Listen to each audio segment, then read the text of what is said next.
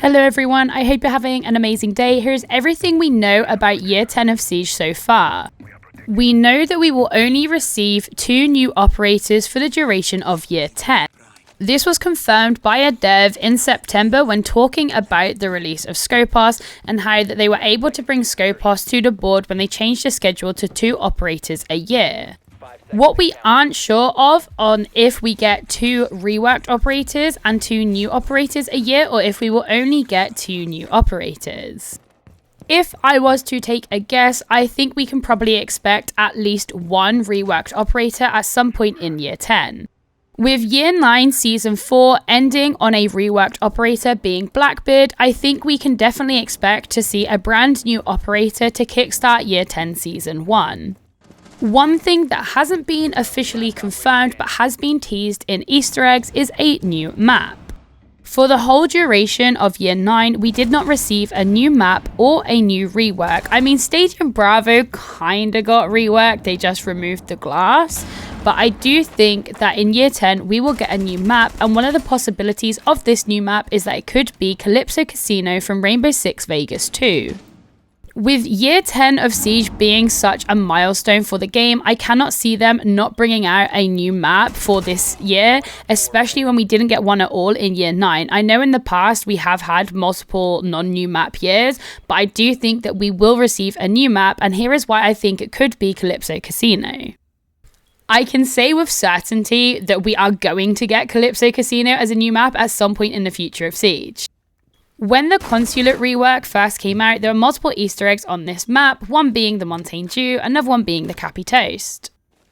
But in one of the hallways, there were some poker chips in the middle of the hallway, and these poker chips were the same ones that you can see in Rainbow Six Vegas 2, and also if you got the collector's edition of that game. These were obviously not put here by mistake, and Easter eggs often hint towards the future of the game. When Lair first released, we got the masks on the wall that all lit up in different colours during different times, and they turned out to be Morse code. And when I solved it, it said that it all starts with recruits. Then I think it was a season or 2 later, the recruit rework was confirmed, and then Sentry and Striker came into the game. Another Easter egg that was found on Lair was a thesis by Gerald Morris, and from this I then did say I'm pretty sure Deimos is going to be Gerald Morris, as why would he have his thesis? And it turns out I was correct, Gerald Morris was in fact Deimos.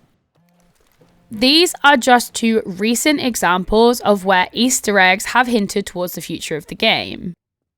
About 6 months after I found the poker chips on Consulate, I did make a video to say that I think Calypso Casino might come as a map in the future because of this Easter egg, and this was after the recruit prediction came true and the Gerald Morris prediction came true. Now, shortly after I made that video, they actually moved, and I think 4 months passed, and I happened to stumble across them on Emerald Plains underneath one of the bear rugs. The bear rug itself could not be shot or meleeed. You had to blow it up to get rid of it. I actually threw a RAM boogie drone through this window, and I found it by mistake. But when I found it, I then went back to the one on Consulate and saw that yes, it is now a Tachanka chibi in a backpack. And so I made another video to say, hey, the poker chips have changed location and they've been replaced. Then after I made that one, they started changing every time I found them. So they went onto Canal, they were replaced with a cigarette ashtray and also a blue drink, which I'm pretty sure is meant to be a cocktail. From there, I think they went to Night Haven Labs, they've been on Bank, they've been on Coastline, they've been on Villa, they've now been found on Oregon, and every single time they're found, they get replaced with something else. So 2 things are either happening here. Either A, the devs are just trolling me / us as a community, as I've dragged so many of you into this, because I find Easter eggs too quickly, or B, they're putting that much effort into this because it is definitely a hint towards a future map. I honestly couldn't see them making this much effort in the game if Calypso Casino definitely wasn't coming as a map. A lot of the items that get left behind are things that you would traditionally see at a casino too, like the cocktail, the ashtray, there was some food left behind as well.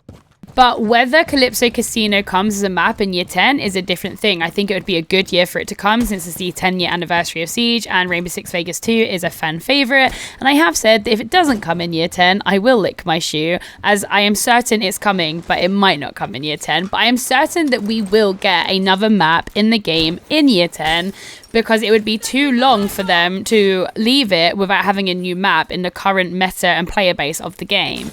I think we can all agree with certainty that Dokkaebi will absolutely be getting a further nerf in year 10. That is if she does not get this nerf in the mid-season patch of year 9 season 4. Dokkaebi recently received a nerf where she can only call after 45 seconds and then call again after another 45 seconds. Now, for me personally, I don't think this nerf was good enough. She is still banned in 90% of the games that I play because she is just too annoying to deal with. I also see her have an incredibly high win rate and an incredibly high pick rate if she is not banned. So I am 100% certain that she is definitely going to get a further nerf. In regards as to what that nerf could be, I'm not entirely sure. I see a lot of people say, well, Dokkaebi never used to be a problem. I have personally banned Dokkaebi since like year 4. I've always found her annoying. However, she has been buffed a lot over time. There was the unintentional buff of Dokkaebi with the Boss G. It wasn't a direct buff to Dokkaebi, but just shotguns in general. But the damage fall-off range of the Boss G is even higher than it used to be. So it's literally like a sniper. But I guess a fairly recent change, by fairly recent, I think it might be 2 years old now, but Dokkaebi can kick eliminated defenders off of cams. This in itself is super, super annoying and makes her even more oppressive than she already was. I think that Dokkaebi was always one of the top 3 attackers in the game, but now she has those 2 added features with the Boss G being buffed and also kicking dead dead defenders off of cams that made her even more OP and puts her at the #1 attacker in my opinion. Another thing I expect to see in year 10, again, if it doesn't come in the year 9 season 4 mid-season patch, is to be able to cancel games halfway through if a cheater is detected. This is something we were told that is definitely coming in year 9. It was meant to come out this season, but it's not here yet. The cheating situation, for me personally, is a lot better. It's the best it's been in years. I am facing less cheaters now than I have done in a very long time.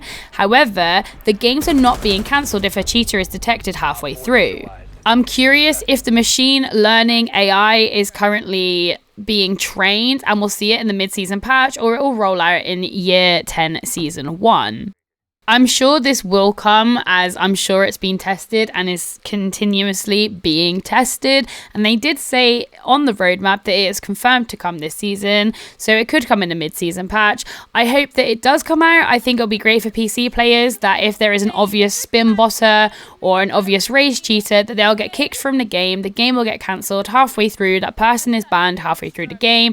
You don't lose any elo, you don't have to sit and waste your time and play it the whole game, then report them, then wait for rollback. If you ever get rollback, it all just happens live in game. I think it's a great feature for us to potentially get. I just hope that it comes soon.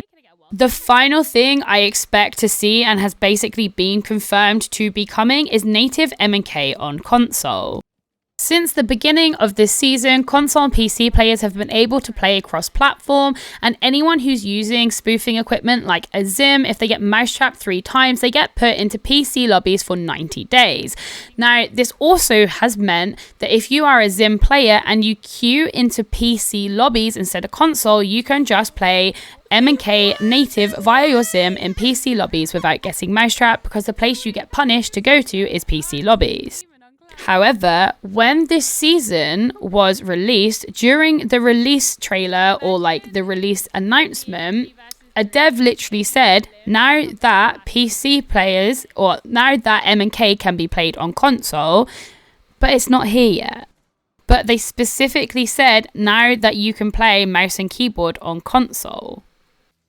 The way they spoke was like native MNK is already here and something that's available in the game. So with what the devs have said, and this video can be found on YouTube, I'll also show it on the screen, but it can be found on YouTube. It's still there. They haven't taken it down. So obviously it wasn't a mistake for them to say. So with them using this language and speaking the way that they were speaking, I fully believe that native MNK must be planned to come to console, because if not, why would they say this? I can't imagine them saying this to encourage the use of Zim either, because they still want to avoid Zim players on console lobbies. So I absolutely expect native MNK to become available for console players to play in PC lobbies only on their console. Native MNK will never ever be an option for you to play in console only lobbies. This will be specifically for PC lobbies to play on your console. But yes, this is everything that's pretty much been confirmed for Year 10 so far. Let me know what you think in the comments below, what you're hoping to see in Year 10. I'd love to know your feedback.